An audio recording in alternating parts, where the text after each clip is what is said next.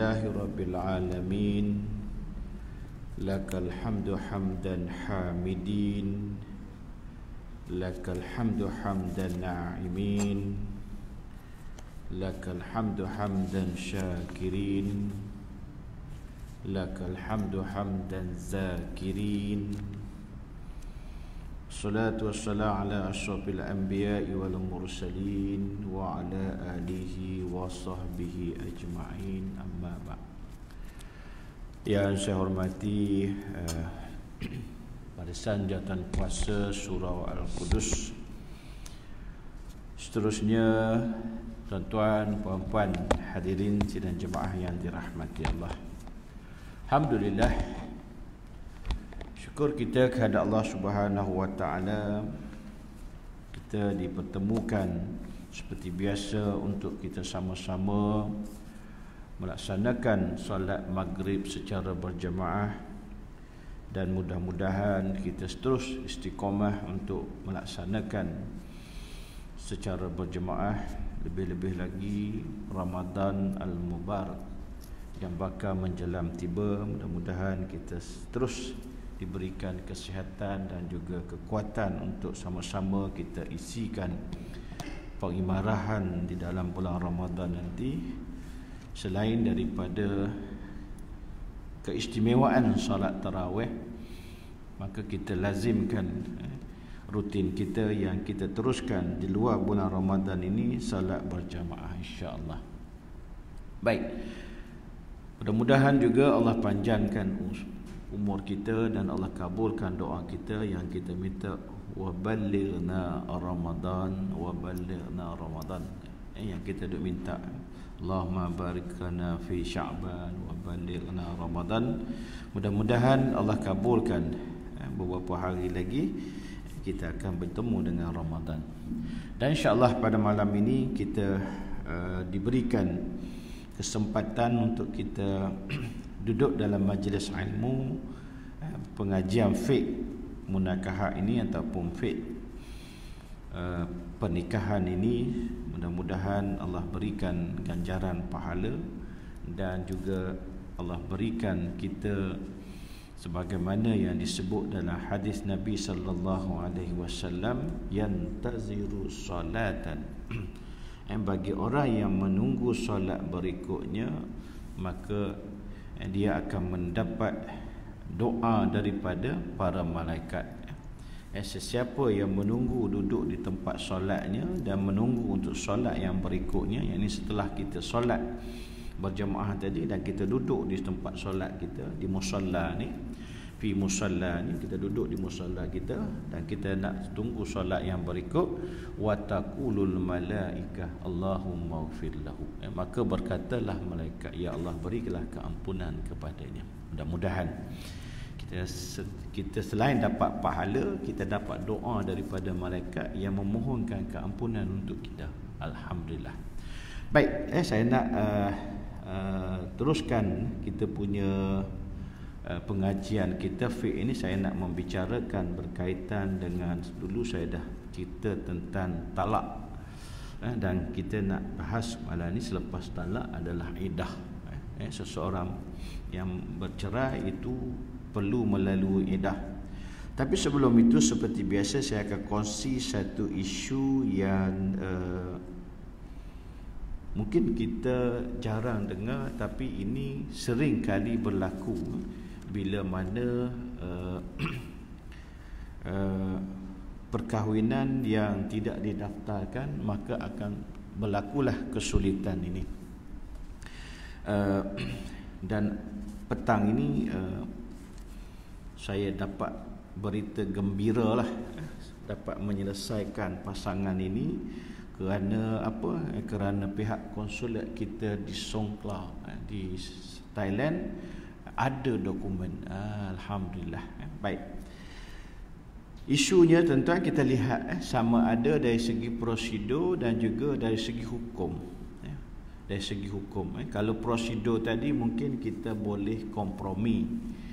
Kalau kita merasakan prosedur tadi, kalau kita boleh runding cara ataupun kita boleh guna budi bicara. Tapi kalau soal hukum, no kompromi.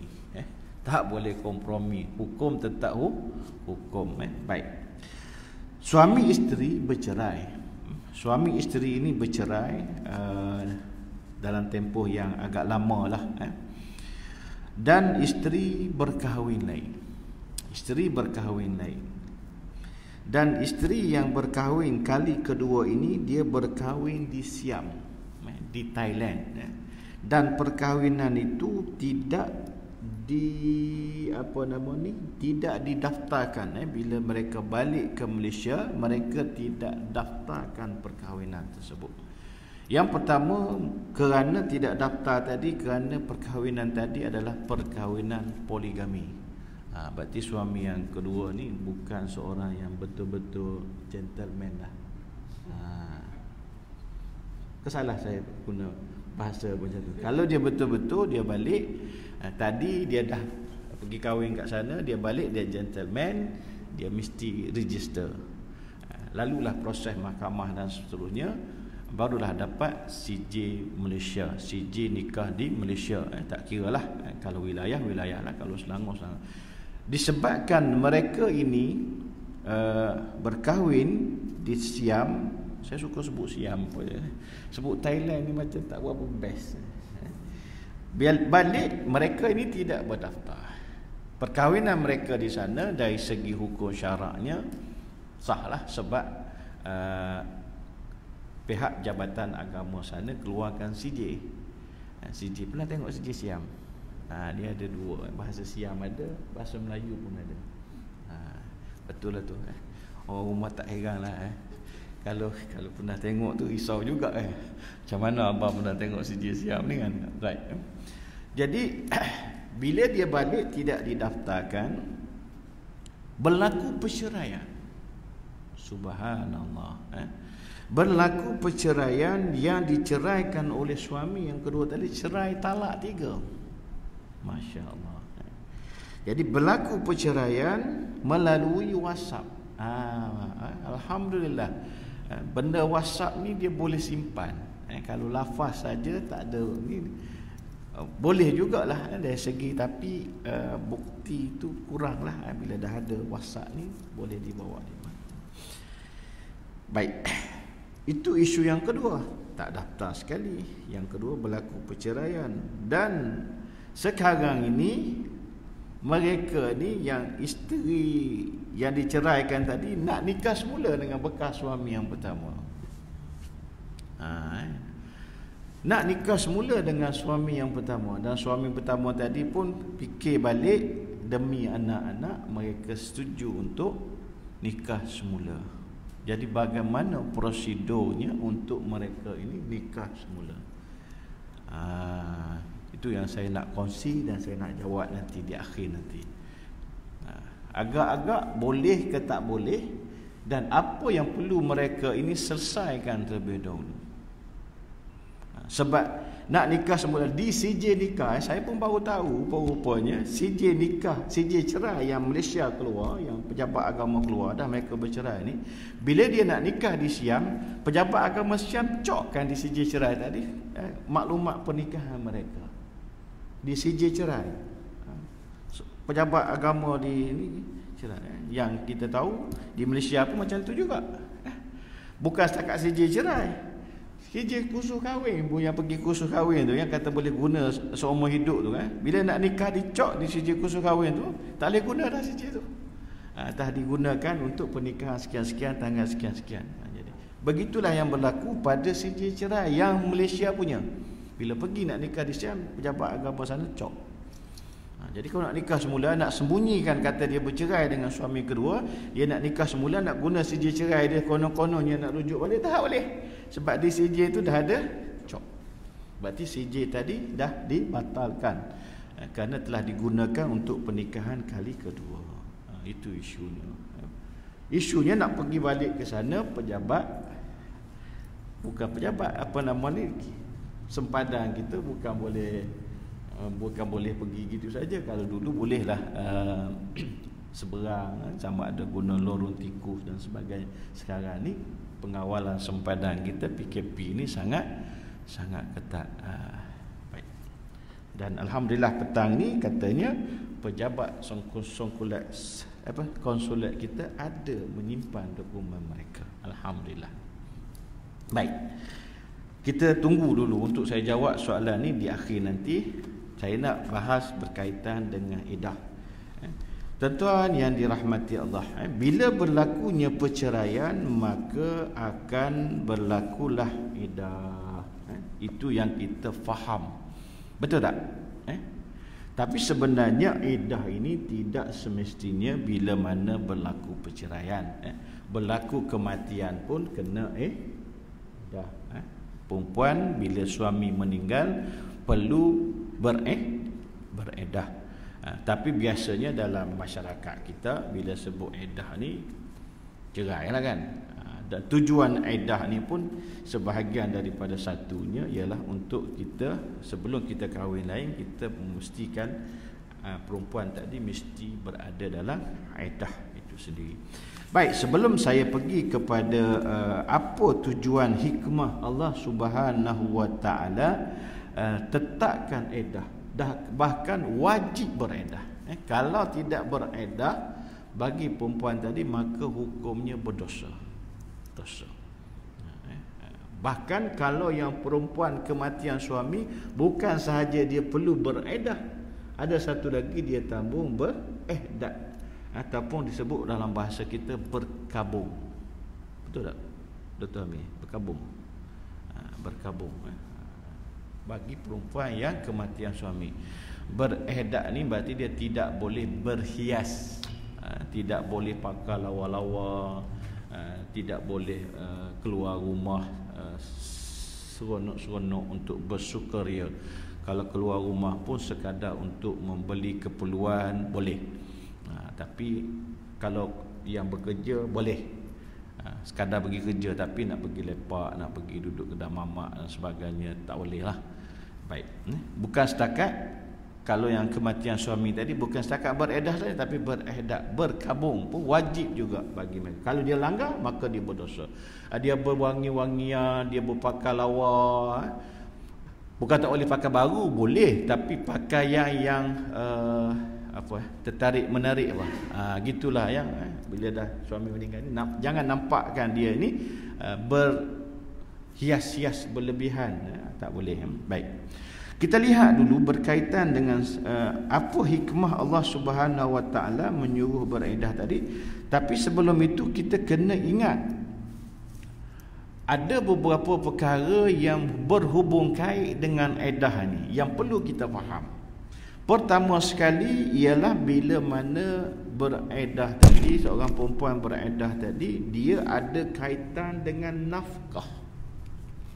Dengan nafkah.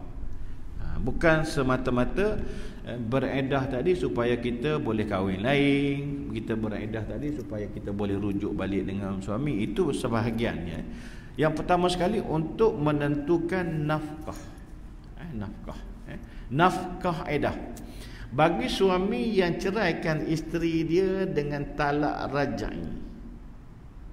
Talak raj'i. Talak ni dia ada dua. Satu dia panggil talak bain, satu talak raj'i.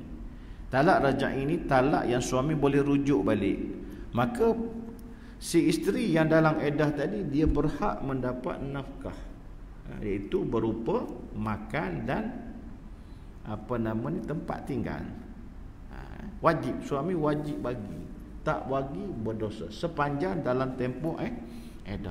Dan iddah tadi dia ada jenis dia. Kalau dia bercerai dalam keadaan dia mengandung, maka iddahnya adalah sehingga melahirkan. Lamalah suami tadi kena bagi nafkah.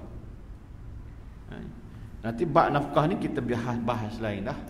Saya nak ceritakan bila iddah tadi dia menentukan nafkah. Baik.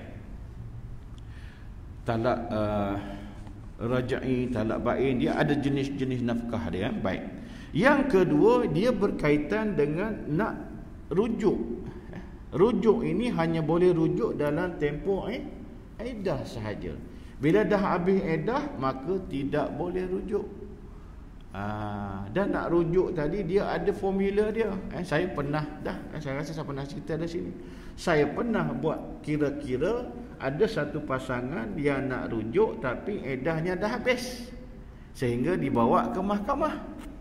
Sebab tak yakin dengan yang kita terangkan. Dia tak yakin, kita kata tak yakin, bawa ke mahkamah buat pengesahan. Sekiranya dalam tempoh edah dulu ada perkataan rujuk yang mahkamah boleh sahkan. Tapi kalau ikut kiraan datang hari ini dah tak boleh rujuk dah habis edah dah. Sebab isteri datang untuk haid yang keempat dah. Kalau haid yang keempat berarti dah habis edah. Sebab dia ada kiraan dia suci. Bagi perempuan yang haid dia ambil kira dengan kiraan suci, bukan kiraan bulan. Tapi dia kata belum cukup 3 bulan. Iyalah, kalau belum cukup 3 bulan bagi perempuan yang belum kedatangan haid, ataupun yang perempuan yang telah habis haid, ataupun di bahasa moden sekarang ni dia panggil menopause. Itu kira 3 bulan. Tapi kalau yang tak, maka dia ada kiraan dia. Nak menentukan rujuk tadi boleh rujuk ataupun tidak. Itu yang kedua, edah tadi. Yang ketiga, nak menentukan tentang pusaka. Ini pun banyak berlaku dalam masyarakat kita. Bila dah bercerai, dia kata kamu tak layak dapat harta pusaka. Sedangkan perceraian tadi adalah perceraian talak raj'i. Bagi perempuan yang diceraikan talak raj'i, dia kalau bekas, tapi sebenarnya bukan bekas, tapi orang kita ni suka sebut bekas suami lah. Tiba-tiba dia dalam edah, suami meninggal, baru sekali suci tiba-tiba meninggal suami lah, maka dia berhak untuk mendapat pusaka atas dasar sebagai portion isteri. Ada bahagian dia lah. Kalau ada anak baca sekian, dia ada kiraan dia. Kena belajar ilmu fiqh mawaris lah. Bahagian pusaka, ada anak lelaki, ada anak perempuan. Kalau yang meninggal tadi ada mak lagi. Dia akan ada kiraan-kiraan dia yang melayakkan seorang tadi perlu subhanallah, perlu dapat harta pusaka. Jangan kata kamu dah diceraikan, tak layak dah dapat pusaka. Tak boleh. Kalau tak bagi kepada perempuan tadi, kalau suami meninggal, maka orang lain yang menuntut harta peninggalan si mati tadi berdosa semua. Sebab dia mengabaikan satu bahagian, iaitu isteri tadi yang tidak dapat hak dari segi hak pusaka. Bagilah tapi tak bagi kepada dia. Sebab apa tuan-tuan? Saya bagi contoh. Kenapa isteri yang diceraikan secara talak raj'i, kalau bekas suami dia meninggal dan dia masih dalam edah, dia ini layak dapat harta pusaka peninggalan suami dia tadi, selain daripada harta sepencarian, dia dapat juga dia sendiri katakan dia dah beredah dah beredah 2 kali suci. Tunggu sekali suci saja lagi, dia nak habis edah, tiba-tiba suami meninggal. Maka ketika itu dia kena tukar edah dia daripada edah suci kepada edah 4 bulan 10 hari. Sebab suami dia meninggal, walaupun dia dah bercerai, dia dalam edah, dalam talak raj'i. Dah 2 kali suci dah, tunggu sekali suci saja lagi, habis edah dia. Meninggal suami, dia pun kena beredah lagi 4 bulan 10 hari daripada tarikh suami meninggal. Nampak tak?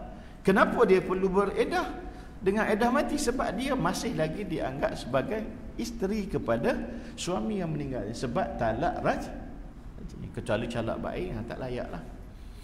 Hatta 1 jam lagi sebelum dia habis edah, 1 jam lagi sebelum dia habis ataupun setengah jam sebelum dia habis edah, katakan suami dia meninggal, masa tu dia dalam keadaan beredah lagi, belum lepas pada sejam dia pun datang haid, berarti habis dah dia punya edah dah, masih dikira dia layak dapat walaupun 1 jam sebelum dia habis kecuali dia datang haid sejam lepas tu suami dia meninggal, dia tak dapat lah. Berarti dia telah habis edah. Okey, berkaitan dengan yang ketiga, berkaitan dengan pusaka. Ini pun panjanglah perbahasan pusaka, saya tak boleh nak bahas. Saya tak berapa mahir dalam bab pusaka ni. Baik.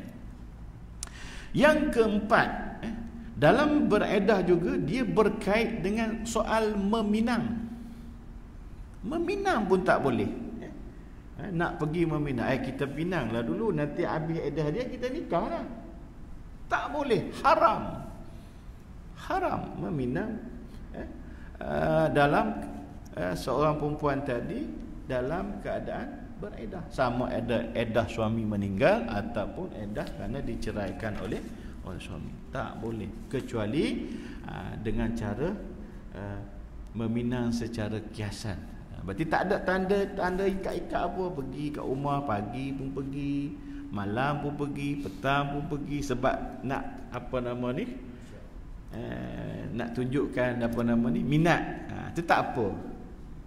Pergi beruntungnya siapa boleh duduk rumah ni, itu tak apa, sekadar cakap begitu saja. Tapi kalau datang dengan bahasa yang directly, kata saya nak kahwin dengan awak dan nak minang awak, nanti awak habis edah ni kita nikah, ambil lah cincin ni sebagai tanda, sedangkan dia masih dalam edah, tak boleh. Faham tuan-tuan? Pernah tak dengar ada orang ikat buat perjanjian, habis edah kita nikah? Ada kadang-kadang, ada kadang-kadang berlaku. Tapi kalau itu bukan dalam erti meminang, tak ada masalah. Tapi kalau itu dalam erti meminang, maka hukum dia haram, berdosa, tak boleh. Meminang perempuan masih dalam edah. Baik tuan-tuan, itu yang keempat. Okey. Yang kelima, untuk menentukan untuk dia berkahwin lain lah, untuk menentukan edah tadi, untuk menentukan seseorang tadi untuk dia berkahwin lain. Kena pastikan betul-betul dia habis edah. Kalau dia belum habis edah, maka kalau berlaku ijab kabul tidak sah.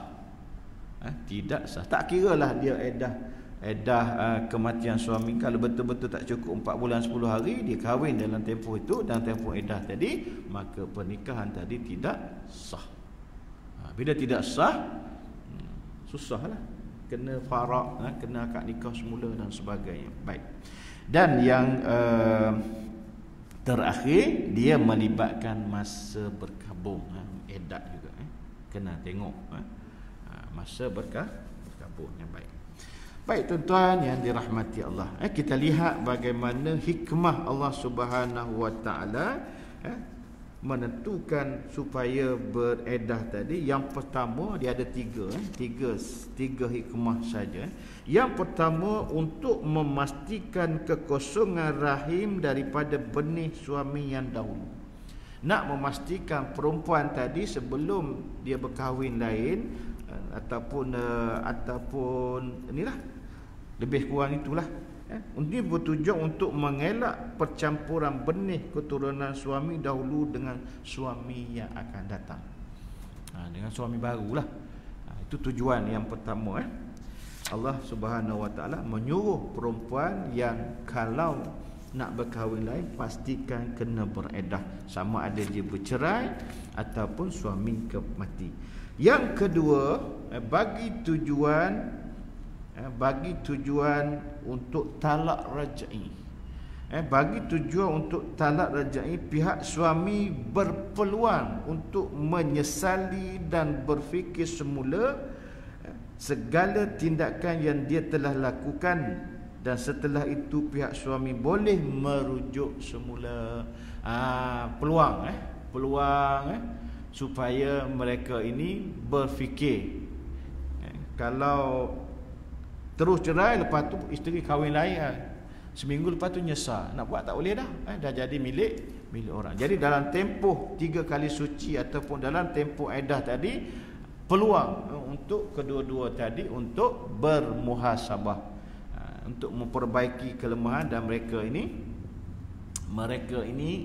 bersedia untuk perbaiki kelemahan masing-masing, dan mereka ini fikir soal anak-anak, mereka pun boleh rujuk semula. Dan rujuk ini mesti lafaz lah. Nanti kita habis edah, nanti kita belajar bab rujuk macam mana jenis rujuk.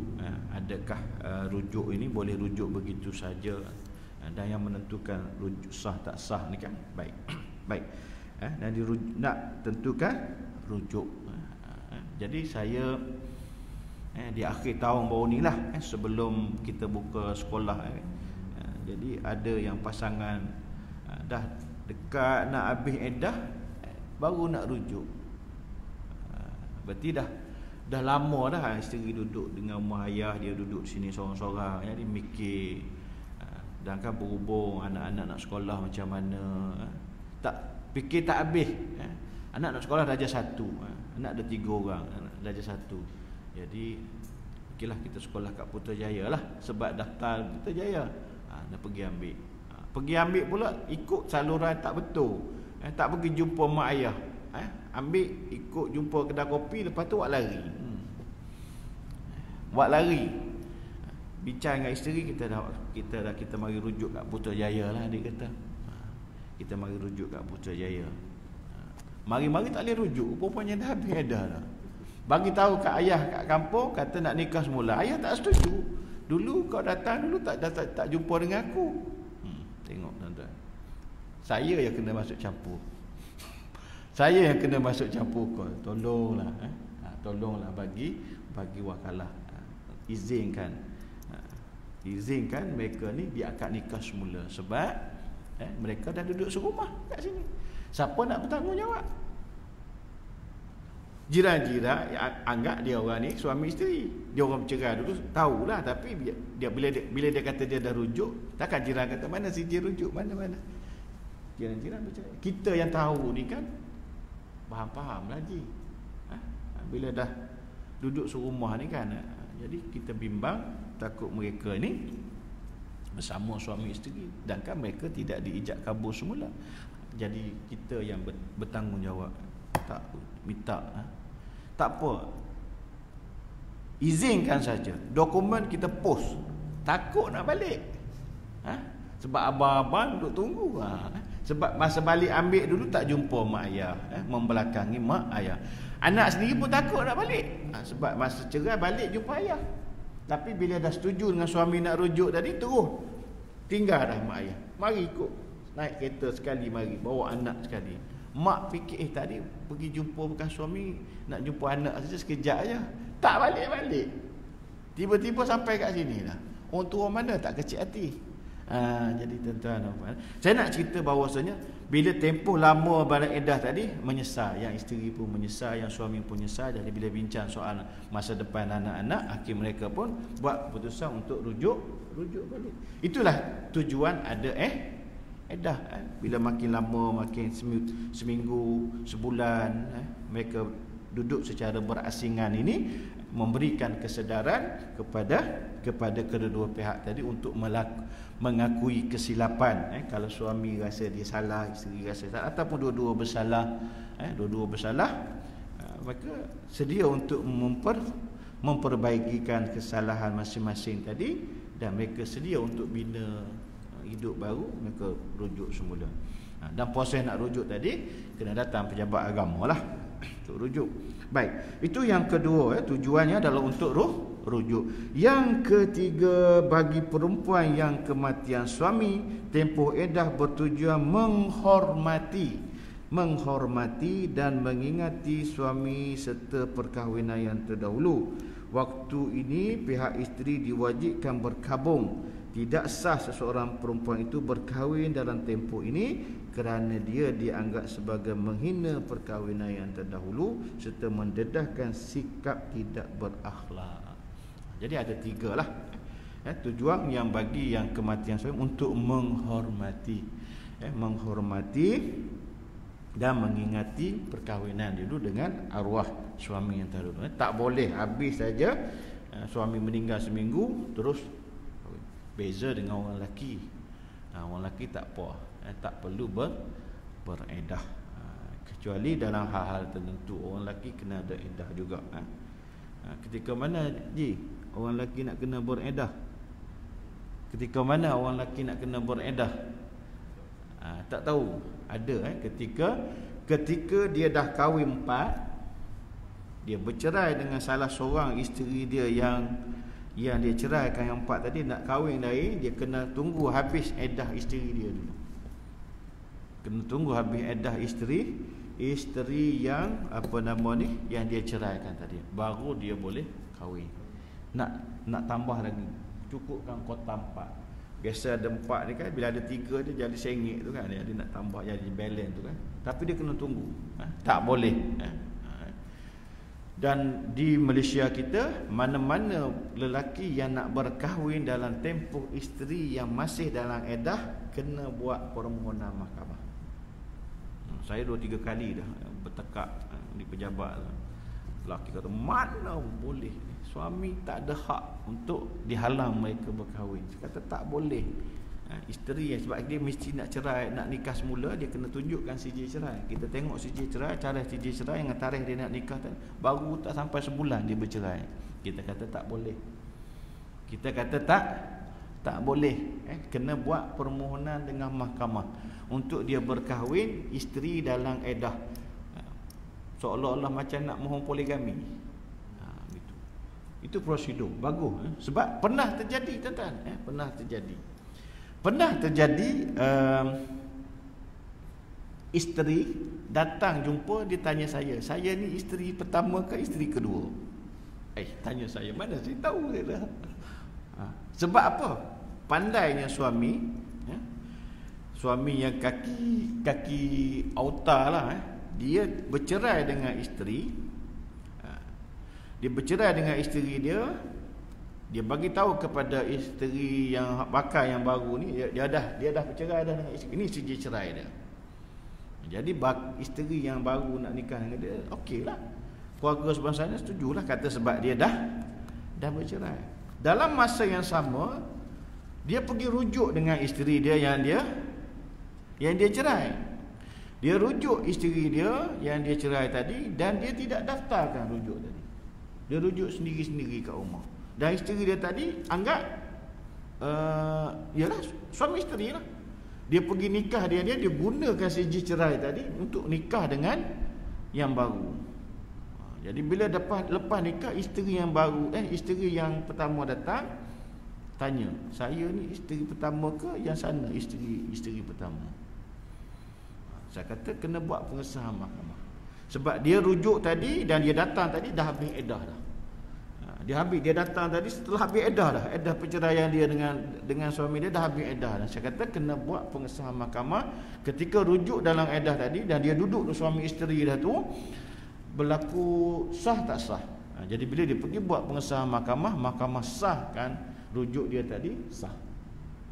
Bila rujuk lepas iddah, datang pejabat agama tak boleh nak sahkan. Kita minta dia failkan ke mahkamah pengesahan rujuk mereka, sah ataupun tidak sah. Bila dia sahkan mahkamah, dia datang, dia kata mahkamah sahkan. Kalau mahkamah sahkan, tarikh rujuk dia tu bila? Dengan tarikh yang nikah ni bila?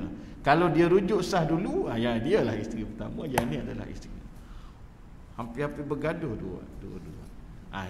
Itu dia punya kesan dia sekiranya suami tadi nak berkahwin dalam tempoh iddah, mesti minta kebenaran mahkamah.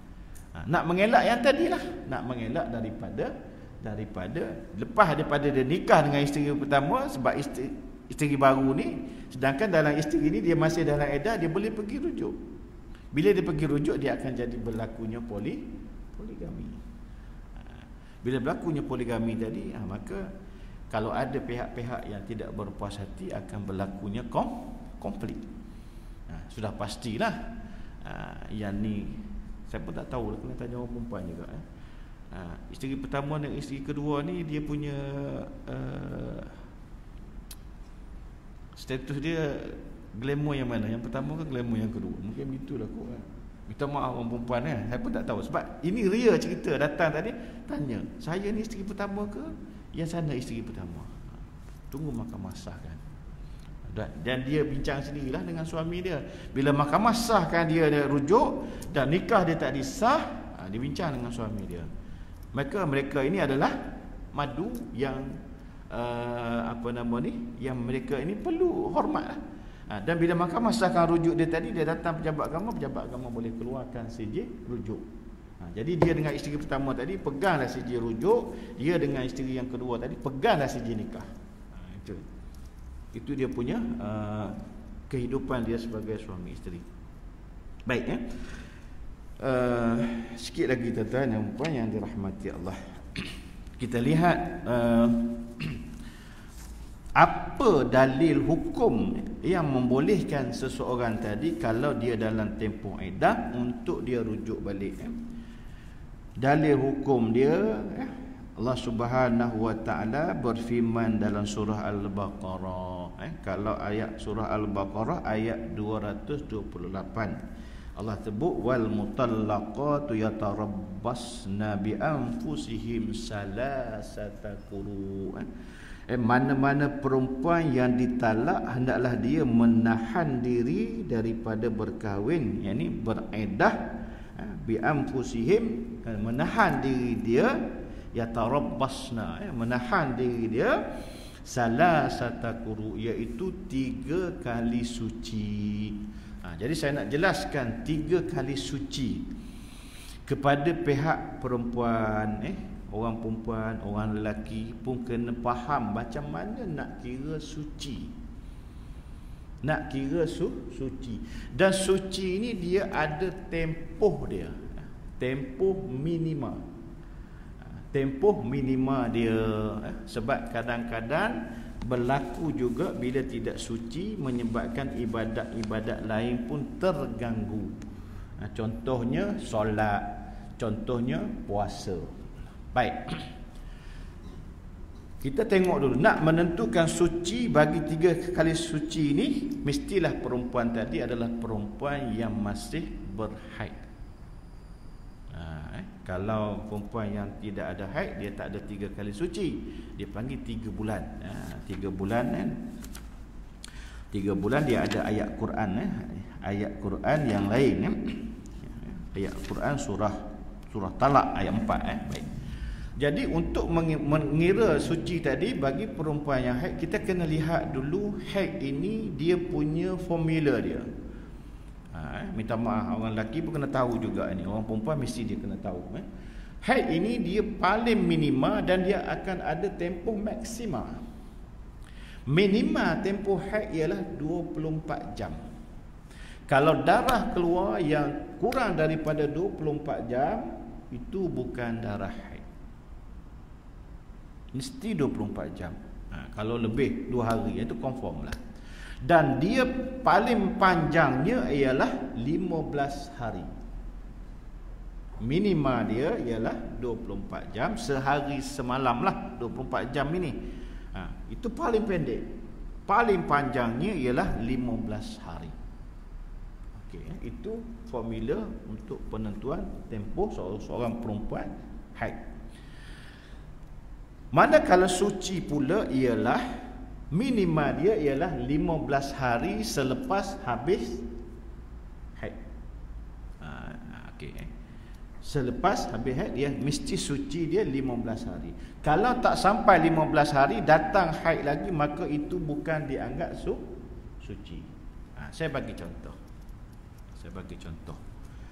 Katakan seorang perempuan dia datang haid 4 hari. 4 hari.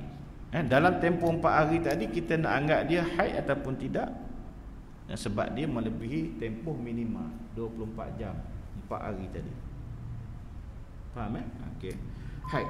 Jadi ketika itu kalau puasa, kita nak azan dulu. Kita azan dulu dah. Azan dulu lah. Kita sambung saja.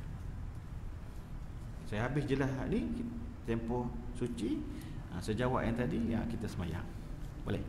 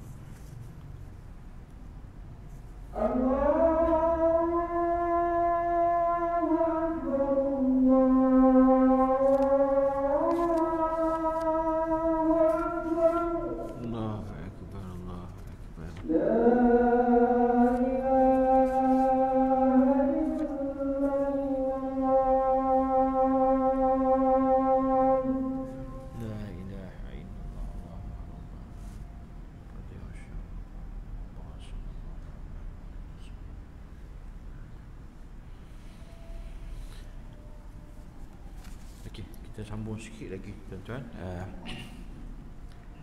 Mana tadi saya bagi contoh, katakan isteri kita datang haid 4 hari. Dia datang 4 hari, berarti 4 hari tadi adalah haid. Kalau melibatkan solat, dia tak perlu solat. Kalau melibatkan puasa, dia tak wajib puasa. Tahu Tiba-tiba hari lepas 4 hari dia bersih sampai 10 hari.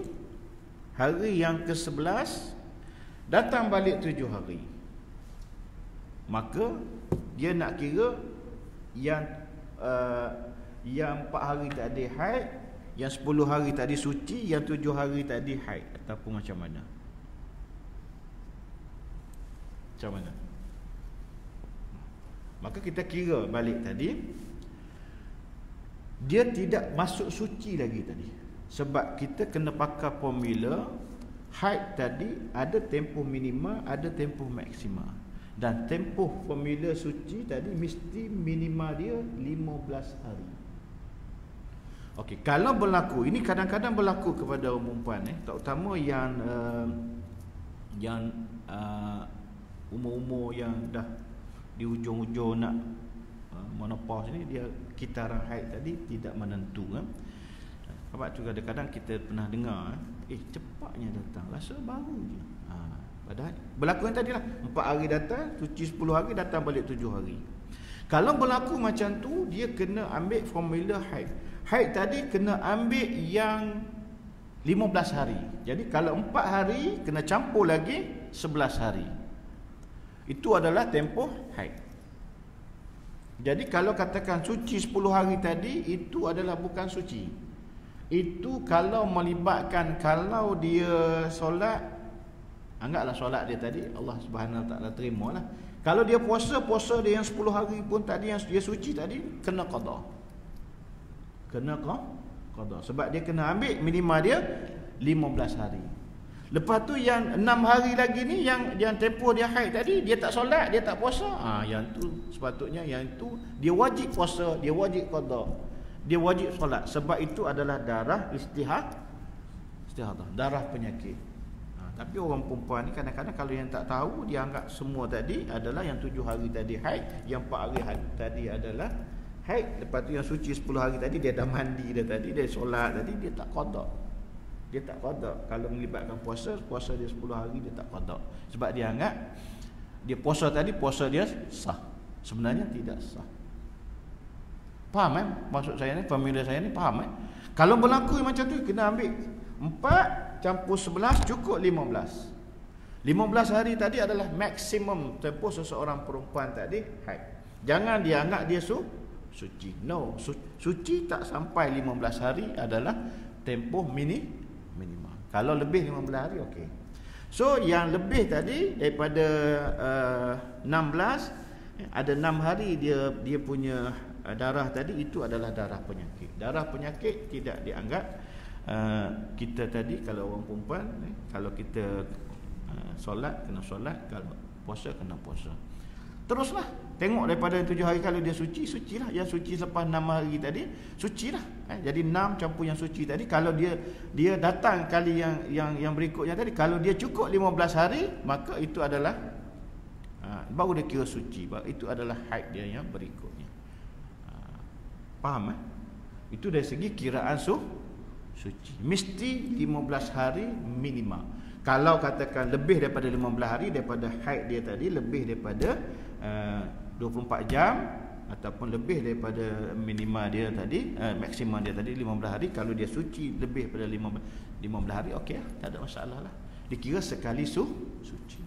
Ini kena tahu, orang lelaki kena tahu dan orang perempuan wajib tahu tempoh suci minima 15 hari. Okey, kita berhenti kat situ dulu. Panjang lagi perbahasan tentang iddah ini, nanti kita bincang lepas raya nanti, insya-Allah ada masa. Saya nak jawab soalan yang tadi berkaitan dengan isu yang tadi. Yang pertama sekali, prosedur dulu. Saya nak jawab dari segi prosedur. Yang pertama, perempuan tadi kena buat dulu pendaftaran nikah dia yang dengan suami yang kedua. Sebab dia nikah di Siam tadi, dia balik ke Malaysia, dia tidak daftar. Dia kena daftar yang tu. Sebab kalau tak ada CJ nikah yang daftar yang tadi, macam mana dia nak file yang cerai talak 3? Macam mana dia nak file di mahkamah bahawasanya berlakunya perceraian? Tidak ada dokumen. Dia ini adalah sebagai suami isteri dengan suami yang kedua. Jadi alhamdulillah, bila call, itulah kelebihan tuan-tuan, nikah ini walaupun pergi ke Siam, kalau sejak mutakhir ni setelah berlaku perundingan, JAKIM dah pergi ke tiga-tiga wilayah tadi, Naratiwat, Yala, Songkla, pergi. Pejabat agama biasanya bila lepas akad nikah, dia akan keluarkan satu surat. Pejabat agama selain daripada CJ nikah, dia akan keluarkan satu surat untuk pasangan tadi pergi ke konsulat kita. Bawa surat daripada pejabat agama Thailand tadi, pergi ke konsulat. Konsulat kita akan keluarkan surat. Dan sebelum konsulat kita keluarkan surat, dia akan photostat. Dia akan photostat CJ nikah. Dia akan photostat pasport arah yang kita masuk tadi, dan dia akan keluarkan surat mengesahkan pernikahan pasangan ini berlaku di pejabat agama Songkla, Yala ataupun Naratiwat, pejabat konsulat kita. Bila dia ambil maklumat tadi, dia keluarkan satu surat pengesahan ni, dan biasanya bila dia photostat ni, dia ada simpanan ni. Jadi pasangan tadi yang saya dapat mesej tadi, dia kata konsulat sana akan emailkan dokumen tadi. Dia kata dia call juga di pejabat sana, dia nak minta bayaran di di pejabat agama Siam tadi, dia nak minta bayaran. Dia kata 1,000 baht. Oh, saya kata banyaknya sih, RM100 je lah, 1,000 baht. Tapi dia kata dapat CJ je, dapat CJ salinan, CJ nikah saja. Tapi kalau yang di konsulat kita, dia dapat salinan pasport dia, tarikh dia pergi tu ada cop, dan salinan CJ surat yang konsulat kita keluarkan, maksudkan bahawa saya, dan gambar yang dia nikah tu pun ada konsulat kita simpan. Sebab biasanya saya ceritalah, tuan-tuan tak nak gambar kan, sebab saya selalu tengok dokumen tadi. Biasanya lepas akad nikah, pengantin akan duduk depan, juru nikah akan duduk di belakang pengantin. Dia akan jarak sikit pengantin macam tu, penjarakan sosial lah, tapi tak ada kaitan dengan PKP apa pun. Dia pesah, juru nikah akan duduk di sini, saksi 2 orang akan duduk di tepi pengantin. Jadi ada 5 orang gambar tadi. 5 orang gambar tadi, sebab gambar tadi akan dibawa ke mahkamah untuk pengesahan. Sebab nak tengok juru nikah tadi, adakah juru nikah tadi ada tauliah wali hakim. Biasanya yang pergi nikah ke sana adalah kebanyakannya wali hakim. Saksi tadi biasalah. Sebelum mahkamah kita sah ini, konsulat kita sah dulu. Orang yang akad nikah tadi adalah orang yang memang ada senarai nama. Jadi itu pun ada disimpan di konsulat kita. Dia akan dapatlah, dia cakap. Baik. Jadi pemohon tadi kena buat pengesahan dengan mahkamah. Mahkamah sahkan dulu dengan ada dokumen tadi. Mahkamah sahkan pernikahan dia sah mengikut hukum syarak dan boleh didaftarkan. Bawa perintah mahkamah tadi datang ke pejabat agama. Pejabat agama akan keluarkan CJ nikah Malaysia. Bila dapat CJ nikah Malaysia, kena pergi sekali lagi ke mahkamah untuk buat pengesahan cerai. Bila dapat pengesahan cerai, datang pejabat agama akan keluarkan CJ cerai dia dengan suami yang kedua, barulah dia boleh nikah semula dengan suami yang pertama dulu. Berapa lama? Wallahu a'lam. Ini tuan-tuan, itu dia punya soal.